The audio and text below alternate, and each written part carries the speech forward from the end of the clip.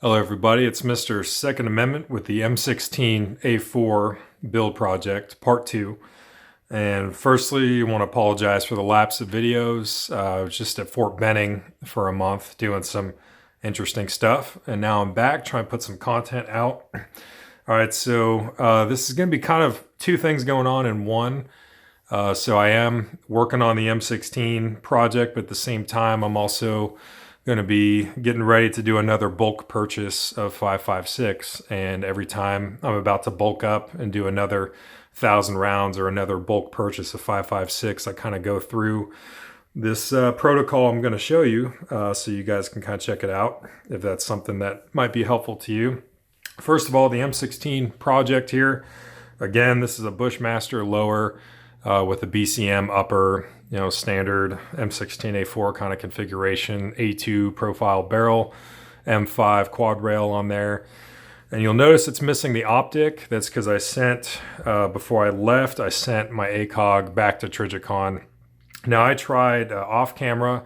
I did a lot of testing to figure out what was going on with that ACOG. And I did iron sight groups, I did Aimpoint groups, and I did ACOG groups, all three types of aiming solutions. I did all three types of groups on both of my rifles here. And the iron sight and the Aimpoint groups were doing really well. And then when I introduced the ACOG on both rifles, that's when everything started going sideways. So contacted Trijicon, they were super cool about it. Sent it off, and should be getting that back in a couple days here. So when it does come back, I'll be doing the M16A4 Project Part 3. I'll show you guys how I zero it in and how it goes, and if there's any documentation that comes from Trijicon about anything they did. I think the turrets were just really old and worn out. My ACOG is from years ago, so stuff happens sometimes. Still love Trijicon, still love ACOGs. Just had to get it fixed up, so we'll see how it works now. So what I'm going to be doing with the M16 project is I'm going to be preparing for the ACOG to come back. So I'm going to establish a zero with the Maytech rear sight. And that's kind of a side note. Don't want to go on a tangent, but I feel like too many people, they put backup iron sights on their AR and then they just never use them, or they never shoot them. They never zero them. They never check up on them. They never practice with them. And backup iron sights, if I'm taking on the space and weight to have something like this on a rifle, you better believe I'm going to know how to use it, make sure it's zeroed, and make sure it's good to go. So part of that, of doing that, just getting the Maytech rear sight with the A-frame front sight and getting that zero, is ammo selection. I'm coming up a little bit here in terms of how much ammo I have. Sorry for the shaky camera, but it's coming up on time to do another bulk purchase. So while I'm doing this, I'm going to show you kind of my procedure of like how I get ready for another bulk purchase. So I got, really, if you're bulk purchasing and you're trying to do it for a good price, your two options are going to be your M855 standard green tip 62 grain mild steel kind of situation. And then your second option for reasonably affordably bulk purchasing 5.56 is going to be your M193, just your standard 55 grain stuff. And I go with, there's really two factors involved with me deciding which one I bulk up on. And really it comes down to, what do my rifles seem to perform the best with out of the two? And then the third option, which does matter, especially where you live, is if you have a range that's going to allow you to shoot green tip. So I'm in the situation, I don't know if, green tip has just been in the past months and stuff, the production runs have just been really good. But both of my rifles, they're 1-in-7 twist BCM barrels, and they do seem to like the green tip out of anything else that I can bulk up on. So that's what I've been going with. But I always, when it comes time to do another bulk purchase, I always just kind of double check to see if, the ammunition is changing, the guns are changing, and they seem to like something else. It's just something I do before I commit to, about $300 and another 1,000 rounds of it. So I always test it up with the green tip, and I test that against the 193, because again, these are the two types that you're going to easily and affordably be able to bulk up on. But in this case, I'm also going to be testing against some MagTech 62 grain full metal jacket So I do prefer the bullet construction of the 193, just the standard stuff. It allows me to shoot it anywhere. And I do prefer that over the green tip. The only reason I've bought green tip is because both rifles seem to like it, at least for now. But I do like the construction of the full metal jacket, and that's not going to get weird if I'm doing indoor range stuff or any range I go to. They're not going to have problems with that. But I do have this MagTech stuff here, just a little sample size I'm going to be testing out. 62 grain full metal jacket, and it's got the bullet weight that I think is going to do better in the 1-in-7 barrels, but it has the bullet construction I prefer.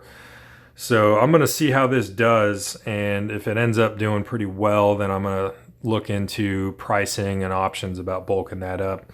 So I'm going to be testing both rifles while I'm doing this and getting the M16 project ready for the ACOG to come back on and making sure my iron sights are zeroed, everything's cool. I am going to be testing these 3 types of ammo out of both of these rifles to see what they seem to like the most. So the way I'm going to be doing that is just setting up a target. It's going to look like this. So on the right side will be the M16 build, on the left side will be the M4 build, and I'm going to do 2 5-shot groups of each type of ammo. So these 2 will each be a 5-shot group with M193, and then I'll do M855, and then I'll finish up with MagTech. And a couple notes on it. First of all, if you can do 5-shot groups, I find that better than a 3-shot group. Just kind of gives you a better idea. And then the second thing is I'm going to shoot 5 shots, and then unload it, put it to the side, and then move over to shoot the M4 with 5 shots and 5 shots, and then I'm done with 193. And I'm going to alternate rifles like that just for letting it cool down a little bit, so that doesn't affect as much. And I'm just going to go down and see what happens and see what our groups look like at 25 meters. And that'll give me kind of an idea of what I can expect at 100, and I'll eventually push out the winning selection out to 100 and see what that looks like on both of them. But this is just kind of an example. You don't have to necessarily do this, but it's something I do every time I'm about to bulk purchase, commit about $300 and get another 1,000 rounds of 5.56. I always just kind of do a little double check real quick just to see stuff changes with time. Ammo production quality goes up and down with time. Things happen. So might as well do it, have some fun while you're doing it, and see what's going on. So that's going to be on the agenda today. And let's go ahead and just start shooting. It's awesome glasses.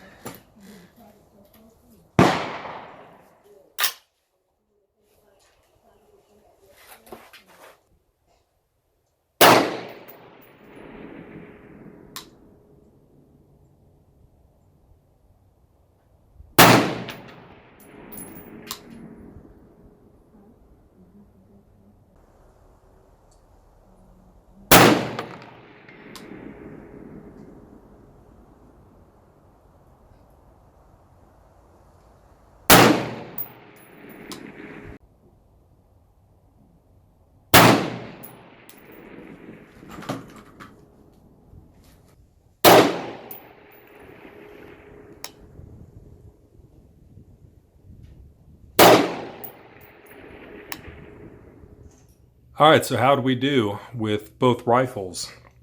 So this is my 25 meter kind of getting started, and left side was all the M4 build, right side was all the M16 build, and then each line was its own type of ammo. So 193 M4 build, not too bad. We're getting like a little over 1/2 inch at 25. I wasn't shooting too well with the red dot today. But M16 build, not too bad. That group is about 1/2 inch or so. Coming in on that, let's see, moving forward to the green tip. You can kind of see there what was going on with that. On average, about 1 inch, a little under 1 inch at 25 meters with the M16 build, and then green tip with the M4 was kind of getting messy. So I don't know if it's the weather change, or maybe I just sucked today. I definitely sucked with the red dot. And then moving on to the MagTech, things started to fall apart. Now this group, I remember I was rushed. The other groups were fine, or should have been fine. So I was interested to see what this group with the M4 build with the MagTech was going to look like. And it's not, it's over an inch. I don't like being that big at 25 meters. It's kind of ridiculous.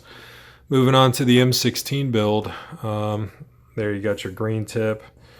This group, a green tip was like 3/4 of an inch with that flyer. If I had kept it all together, that's about 1/2 inch. So that's more what we want. MagTech with the M16 build. That group is just under an inch and just under an inch without the flyer. So this was kind of giving me some preliminary data of what I would expect at 100. I didn't really care as much where the bullets were hitting. Initially, I just wanted to hold the same on all of these targets and just see what the group size looked like. That's what I was more concerned about. So then, moving to the 100, then I pushed it to 100 yards. And you got 2 different types of groups going on. So each target is one type of ammo. And then the lower impacts that I circled in green Sharpie, you can only see it on that one. The lower impacts were the M16 build, and then circled in red was the M4 build, the red dot at 100 yards. So seems like the 193 was doing pretty well today. And minus the flyer, we got from center to center just under 1.5 inches, which for a service rifle that's perfectly fine. Including the flyer, center to center, just under 2 inches. So this ended up being the best group on the M16 build I was able to get today. It was with the 193. And let's see, with the red dot on the M4 build, just about 4 inches. So 4 inches at 100 yards, that's 4 MOA, and that comp ML3 I have on that thing, that's a 4 MOA dot. So I was literally shooting MOA of the optic. 855, the green tip stuff kind of started to fall apart. Let's see, with the M16 build, we got this flyer here. Otherwise, we got these 4. So flyer included, that's about 5 inches. If we're gonna discount the flyer, it's about 2.5-ish or so. The M4 build with the red dot coming in at like 6.5. It was crazy. Definitely was not shooting too well with the red dot today, but the irons were okay. MagTech, I don't know, things, let's see, the iron sights on the M16 build, that was like 4, just a little bit over 4 inches. And then with the red dot, that was like 3.25. So it's just clear to me that it seems like both rifles seem to like the 193, and I know I can bring this in just on a better day of shooting. But this right here, pretty decent. I like the 5-shot groups because it really kind of gives you a bigger picture, just a little bit more data. The 3-shot groups, not always going to be enough for every application if you're trying to zero and whatnot. So I ended up sticking with the 193. I just gave it 1 click to the left on the M16 Project rear sight. And we got a, 0 going on with the 193, just a battle 0. So I'm going to leave it there and just call that good. So my next ammo purchase is going to be some 193, and see if that continues to work for us. I'm sure I could bring this group size down though. If I was just buying for the M4 build, I could probably try to mess with the MagTech a little more and see if I want to play it that way. Maybe could work on that MagTech down there, but at the end of the day, I'm buying some bulk ammo that's going to try to do the best job possible in each. If I had to prioritize which rifle I care more about in terms of accuracy when it comes to ammo purchasing, I would say the M16 build, because it's going to have an ACOG on it. And I'm kind of interested to see if I'm doing this with backup iron sights, including the flyer that's center to center, it's a little bit shy of 2 inches, excluding the flyer, a little bit shy of 1.5 inches, center to center. So if I'm doing this with backup irons at 100 with the M16 build with the 193, then I'm interested to see, assuming the ACOG is fixed and good to go, I'm interested to see what kind of groups I'm going to get there. So anyway, That's kind of a side note on the M16 Project series here, is just kind of showing you what I do every time it's time to get some more bulk ammo. It just depends. Ammo quality goes up and down over time. The weather changes, cold versus hot, what's going on with your rifles as your rifles shoot more and the rifling kind of changes, gas port erosion, all that stuff.